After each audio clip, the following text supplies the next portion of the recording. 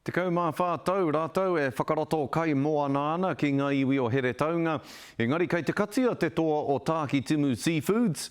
Nā tēnei pakihi a te iwi te maha o ngā whānau i whāngai ki ngā rawa o te moana. Engari nā te kino o te uru tā i enei tau e rua nei kua whakatau te iwi kia katia o ona kuaha. Anei rā, a Regan Paranihi. Kua pūpautia tēnei pakihi a iwi. Ai, kua heke iho. A o tira i a mātou i tētahi māhere, hei i rungi te whakaaro te tūmanako me te inoi, kia whakaora mai Tāki Timu. Hei tā ngā hiwi tomo ana i kite te iwi i ngā au hekenga o te Pākihi, mai anō i te noho moho autanga tuatahi. I patu i te COVID, me ngā tini ahuatanga pāna ki a COVID.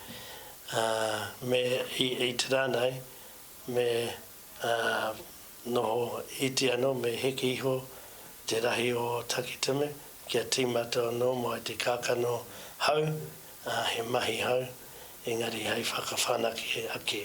Aha kua ngā au pēhinga i roto i te mate uruta, ko Tāki Timu Seafoods tērā i tū hei pātaka āwhina i ngā whānau noho here ana. Ko tēnei nā, he pātaka kai, he pātaka wairua, he pātaka manaakitanga, mato tātai whānau o Ngāti Kahungunu.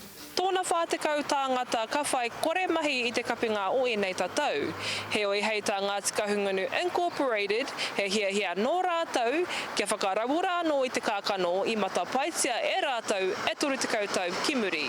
E he ana mātou ki te toro atu ki te ao, tō mātou Tāki Timutanga, kia rere ngā hake, kia rere ngā tangata, ki tērā o ngā motu whānui tunu. E whakamānawa hoki ana te iwi, mate atu he te kura, ara mai anō he te kura. Ka kōkiri tia kimua, aha koa te piki me ngā heke. Ka kapi ngā tātou o tēnei toa ki here taunga hei te mutunga o tēnei wiki. Regan Paranihi te karere.